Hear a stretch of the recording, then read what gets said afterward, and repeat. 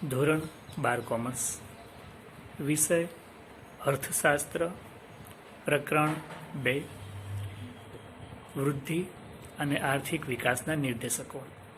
અગાઉના વિડીયોની અંદર આપણે પ્રકરણ 1ની અંદર આકૃતિ, આલેખ, અવલોકિત માહિતીને આપણે આકૃતિમાં અને આલેખમાં કેવી રીતે રજૂ કરીએ તે જોઈ ગયા. તેમજ આકૃતિ અને આલેખ દોરતી વખતે કઈ કઈ બાબતો ધ્યાનમાં રાખવાની તે જોઈ ગયા. સાથે સાથે કમ્પ્યુટર ટેકનોલોજી અને ઇન્ટરનેટ કેવી રીતે વપરાય તે જોઈ ગયા. અર્થશાસ્ત્રની અંદર કમ્પ્યુટર ટેકનોલોજી અને ઇન્ટરનેટ આપણને કેટલું ઉપયોગી થાય છે તે જોયું. સાથે સાથે કોમ્પ્યુટર ટેકનોલોજીનો ઉપયોગ કરતી વખતે અને ઇન્ટરનેટનો ઉપયોગ કરતી વખતે કઈ કઈ બાબતો ધ્યાનમાં રાખવી પડે છે તે જોયું. હવે જોઈશું આપણે પ્રકરણ 2ની અંદર આર્થિક વૃદ્ધિ કોને કહેવાય અને આર્થિક વૃદ્ધિના નિર્દેશકો. આર્થિક વિકાસ. આજે વિશ્વના દરેક દેશોનું એક જ ધ્યેય છે, આર્થિક વિકાસ કરવો. એમાં પણ 1939થી 1944 દરમિયાન બીજું વિશ્વયુદ્ધ થયું. ત્યારબાદ દરેક દેશોએ પોતાના ચિંતનની અંદર આર્થિક વિકાસને કેન્દ્રીય બિંદુ બનાવી દીધું છે. કારણ કે દુનિયાના વિકાસમાન દેશો એટલે કે જે વિકાસ કરવા જઈ રહ્યા છે તેવા દેશો, તેમની બેકારી, ગરીબી, આવકની અસમાનતા, ભૂખમરાની સમસ્યાઓ, આવી ઘણી બધી સમસ્યાઓના ઉકેલ માટે તેમની પાસે એક જ વિકલ્પ છે અને તે છે ઝડપી આર્થિક વિકાસ. આર્થિક વિકાસ તો ખરો, પણ એ પણ કેવો? ઝડપી આર્થિક વિકાસ. અને એમના માટે એમણે બે શબ્દો પ્રચલિત, આર્થિક વિકાસ અને આર્થિક વૃદ્ધિ. આ બે શબ્દો પ્રચલિત થયા છે.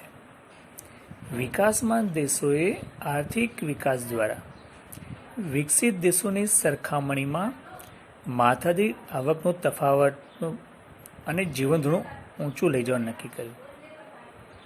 ત્યારબાદ આર્થિક વિકાસ દેશો માટે, વિકસિત દેશો માટે ને વિકાસ દેશો માટે આર્થિક વિકાસ માટે જાગૃતતા આવી છે તેમ કહી શકાય. એ પણ વસ્તુ ખાસ મહત્વની છે કે આર્થિક વિકાસ એ માત્ર જરૂરિયાત નહીં, એ માત્ર વિકસતા દેશો માટે જ આ વસ્તુ સીમિત નથી, પરંતુ આર્થિક વિકાસ એ વિકસિત અને વિકાસમાન બંને રાષ્ટ્રો માટે આ જરૂરી છે.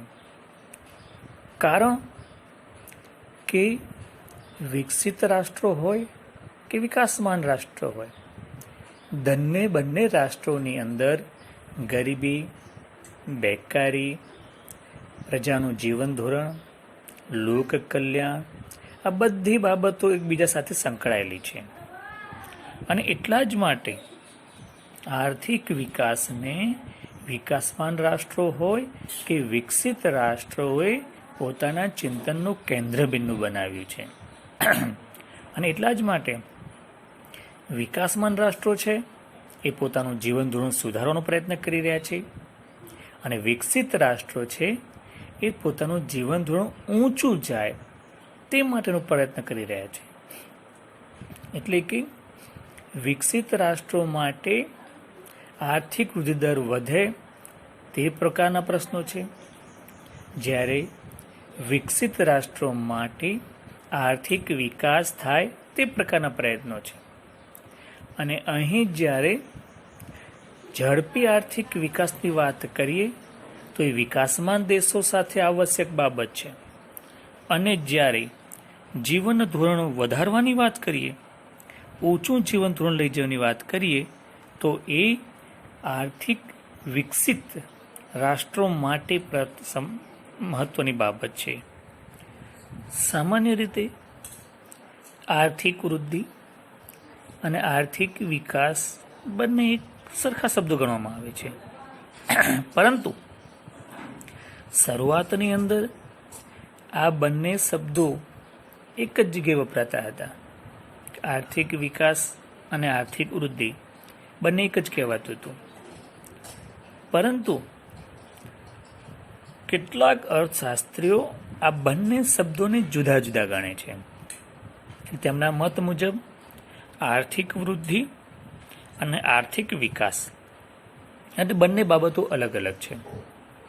એમાં ખાસ કરીને શ્રીમતી ઉત્સુલ્લા હિક્સના મતે વિકાસમાન દેશોના આર્થિક પ્રશ્નોનું નિરાકરણ એ આર્થિક વિકાસ છે, જ્યારે વિકસિત દેશોના આર્થિક પ્રશ્નોનું નિરાકરણ એ આર્થિક વૃદ્ધિ છે.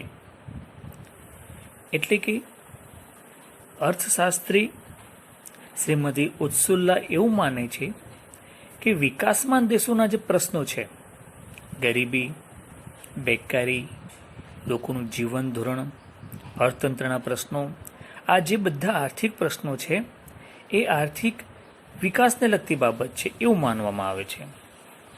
જ્યારે એની સામે વિકસિત દેશોના પ્રશ્નો છે, એમાં પણ એ જ વસ્તુ હોય છે, ગરીબી, બેકારી, ઊંચું જીવન ધોરણ, અર્થતંત્રના પ્રશ્નો, અને એ બધા પ્રશ્નોને આર્થિક વૃદ્ધિ તરીકે ગણવામાં આવે છે. એટલે કે શ્રીમતી ઉત્સુલ્લા એવું માને છે કે આર્થિક વૃદ્ધિ અને આર્થિક વિકાસ બે અલગ અલગ બાબતો છે. એટલે કે વિકાસમાન દેશ અને વિકસિત દેશો એ બંનેના પ્રશ્નોને અલગ અલગ તારવીને આર્થિક વૃદ્ધિ અને આર્થિક વિકાસ સમજાવવાનો પ્રયત્ન કરવામાં આવ્યો છે. હવે આપણે જોઈએ આર્થિક વૃદ્ધિનો અર્થ. આર્થિક વૃદ્ધિ એટલે શું? આર્થિક વૃદ્ધિ એટલે વૃદ્ધિ એવું આપણે કહી શકીએ, પરંતુ આર્થિક વૃદ્ધિના સમયના લાંબા ગાળા સાથે નિસ્બત છે. એટલે કે આર્થિક વૃદ્ધિમાં અર્થતંત્રમાં ચીજવસ્તુઓના કુલ ઉત્પાદનમાં થતા વધારા સાથે સંબંધ છે. એટલે કે અર્થતંત્રમાં ચીજવસ્તુનું ઉત્પાદન વધવું જોઈએ. એટલે કે આર્થિક વૃદ્ધિમાં વાસ્તવિક રાષ્ટ્રીય આવક અને વાસ્તવિક માથાદીઠ આવકમાં નિરંતર વધારો થાય છે. એટલે કે રાષ્ટ્રીય આવકમાં પણ વધવી જોઈએ, અને સામાન્ય વસ્તુ છે કે રાષ્ટ્રીય આવક વધે તો માથાદીઠ આવક પણ વધે. અને અહીં એવું માનવામાં આવે છે કે આર્થિક વૃદ્ધિ માટે ઉત્પાદનના સાધનો એટલે કે જમીન, મૂડી, શ્રમ અને નિયોજન શક્તિ, આ ચારે ચાર સાધનોના પુરવઠામાં અને ગુણવત્તામાં વધારો થવો જરૂરી છે. એટલે જ કે આ ચારે ચાર સાધનોનો પુરવઠો પણ વધવો જોઈએ અને તેની ગુણવત્તામાં પણ વધારો થવો જોઈએ. એટલે બીજા શબ્દોમાં એમ કહીએ તો પણ ચાલે કે ઉત્પાદનના સાધનોની ઉત્પાદકતાનો વધારો એટલે આર્થિક વૃદ્ધિ. એટલે કે ઉત્પાદનના સાધનોના પુરવઠામાં તેમની પ્રાપ્તિમાં વધારો થાય, સાધનોની ઉત્પાદન કાર્યક્ષમતા વધતી હોય, તેની વાસ્તવિક રાષ્ટ્રીય આવક અને વાસ્તવિક માથાદીઠ આવકમાં સતત વધતી હોય તે આર્થિક વૃદ્ધિ છે તેમ કહી શકાય. એટલે ટૂંકમાં કહી શકીએ તો ઉત્પાદનના સાધનોમાં વધારો થાય અને તેને કારણે વાસ્તવિક માથાદીઠ આવકમાં વધારો થાય તો જ એને કહી શકાય કે આર્થિક વૃદ્ધિ થઈ છે તેમ કહેવાય. આનો મતલબ એ થયો કે આર્થિક વૃદ્ધિ એ પરિમાણાત્મક પરિવર્તન છે.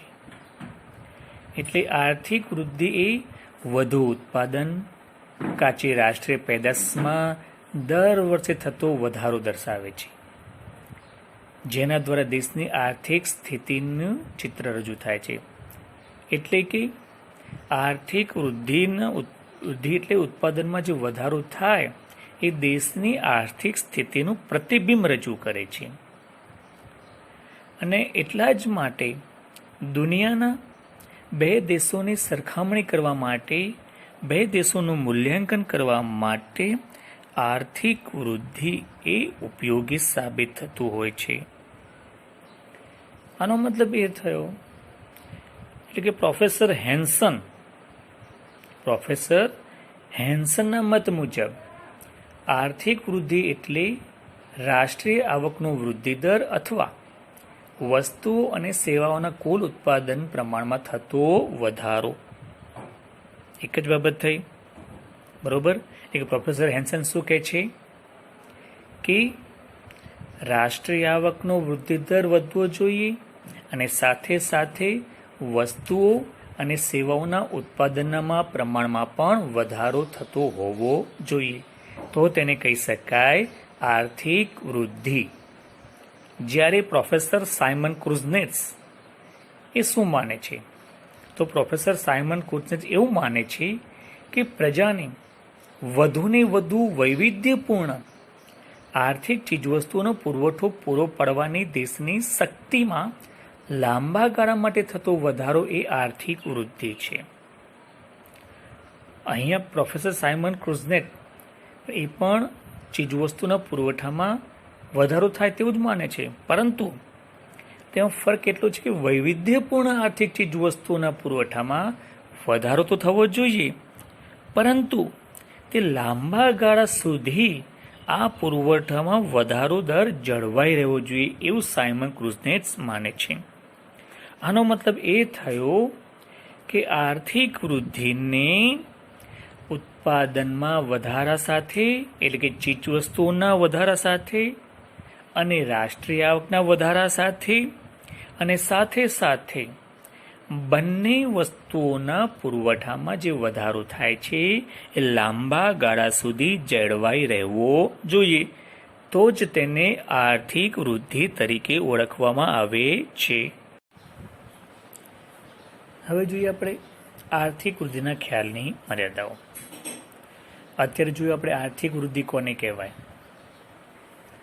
હવે અહીં આગળ આર્થિક વૃદ્ધિનો ખ્યાલ જે રજૂ કરવામાં આવ્યો છે પ્રોફેસર સાયમન કુઝનેટ્સ અને હેન્સનના મત મુજબ, બંને અર્થશાસ્ત્રીઓ એવું માને છે કે ચીજવસ્તુઓના અને સાધનોના પુરવઠામાં વધારો થવો જોઈએ, પરંતુ તે બંને વસ્તુ કેટલીક અંશે થોડીક મર્યાદિત સાબિત થાય છે.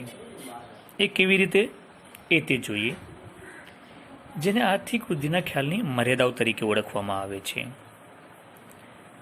પહેલું શું છે કે આર્થિક વૃદ્ધિ એ માત્ર પરિમાણાત્મક પરિવર્તન જ દર્શાવે છે. એટલે પરિમાણાત્મક પરિવર્તન એટલે શું?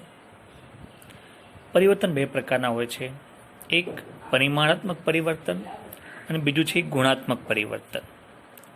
પરિમાણાત્મક પરિવર્તન જ્યારે માત્ર કોઈ પણ વસ્તુના ઉત્પાદનમાં વધારો થાય તેને પરિમાણાત્મક પરિવર્તન તરીકે ઓળખવામાં આવે છે. એની સામે ગુણાત્મક પરિવર્તન એટલે કે જ્યારે ઉત્પાદનના વધારાની સાથે સાથે અહીં આગળ જે પરિવર્તન થયું છે, ઉત્પાદન વધ્યું છે, એના માળખામાં ફેરફાર થયો છે કે નહીં, તે મહત્વની બાબત છે. એટલે અહીં ઉત્પાદનના વધારાની સાથે માળખામાં પણ ફેરફાર થાય અને બંને બાબતો જ્યારે એક સરખી બને ત્યારે પરિમાણાત્મક અને ગુણાત્મક પરિવર્તન થયું કહેવાય. તો અહીં માળખાને ધ્યાનમાં લેવામાં આવતું નથી અને માત્ર સાધનોના પુરવઠામાં અને વસ્તુના ઉત્પાદનમાં વધારો થાય તેને જ ધ્યાનમાં લેવામાં આવે છે. એટલા માટે એવું કહેવાય છે કે આર્થિક વૃદ્ધિ એ માત્ર પરિમાણાત્મક પરિવર્તન જ ધ્યાનમાં લે છે, એ એની મર્યાદા બને છે. બીજું છે કે આર્થિક વૃદ્ધિમાં રાષ્ટ્રીય આવક અને માથાદીઠ આવક વધે તો છે, પણ સંસ્થાકીય અને મનોવૈજ્ઞાનિક વલણો યથાવત રહે છે. એટલે સ્વાભાવિક છે કે જો રાષ્ટ્રીય આવકમાં વધારો થાય તો માથાદીઠ આવકમાં પણ વધારો થાય છે, કારણ કે માથાદીઠ આવક એ રાષ્ટ્રીય આવક સાથે સંકળાયેલો પ્રશ્ન છે.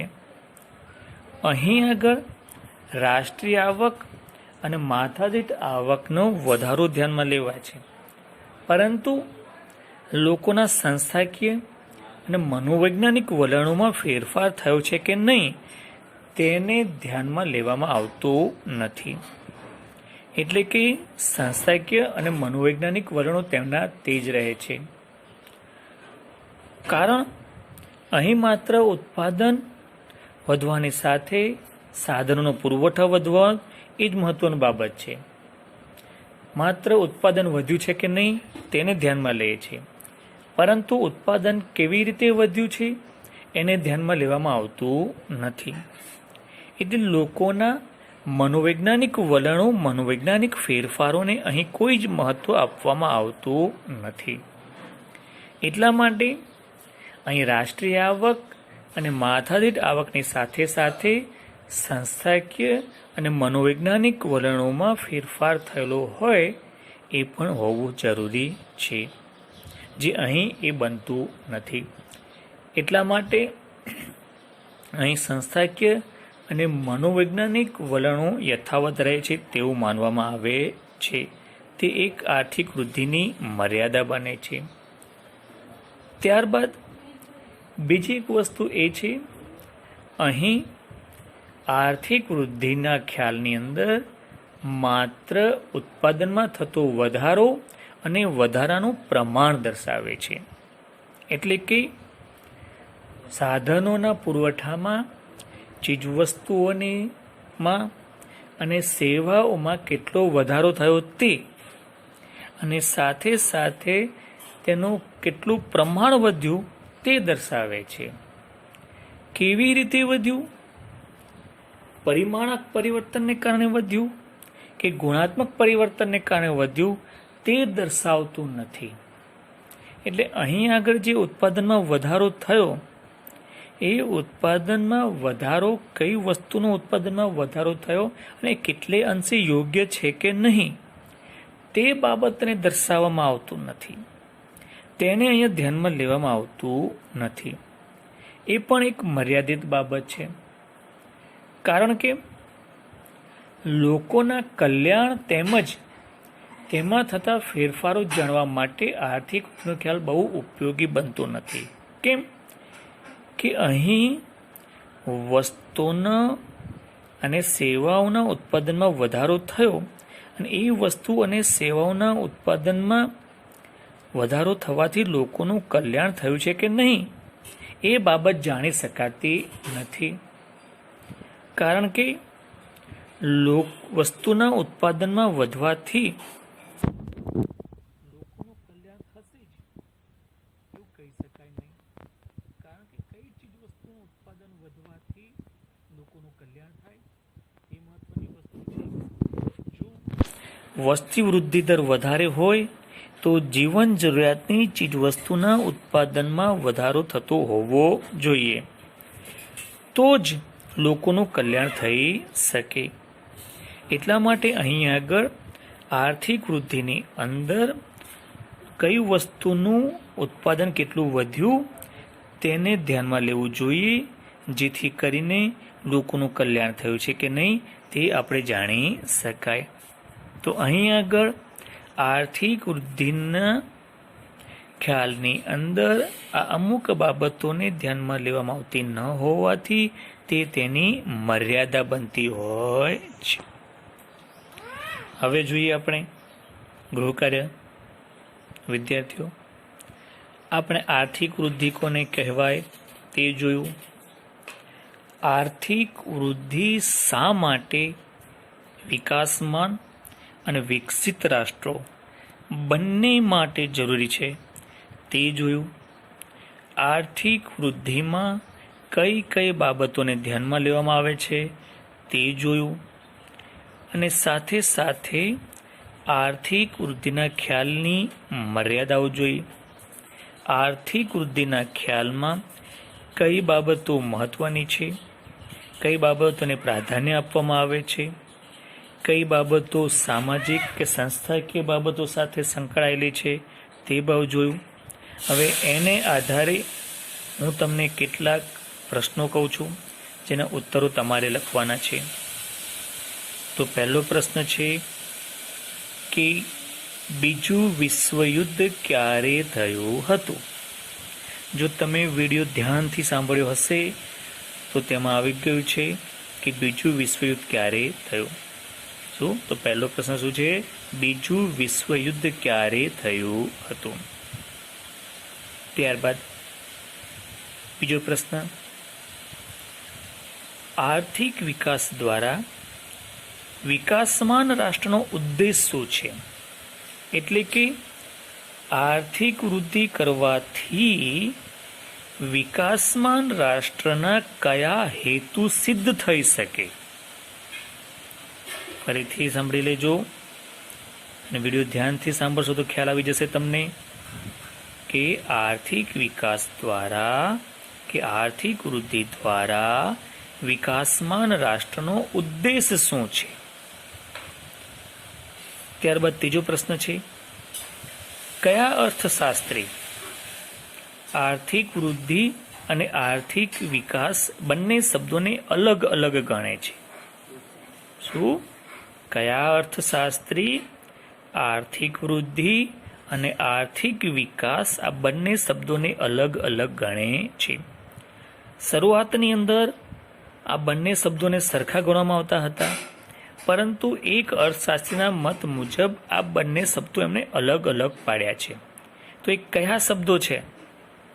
એ તો તમને ખ્યાલ આવી ગયો કે આર્થિક વિકાસને આર્થિક વૃદ્ધિ, પણ કયા અર્થશાસ્ત્રી આ બંનેને અલગ અલગ પાડીને આપણે સમજાવ્યા છે? ત્યારબાદ ચોથો પ્રશ્ન છે, પ્રોફેસર હેન્સનની આર્થિક વૃદ્ધિની વ્યાખ્યા જણાવો.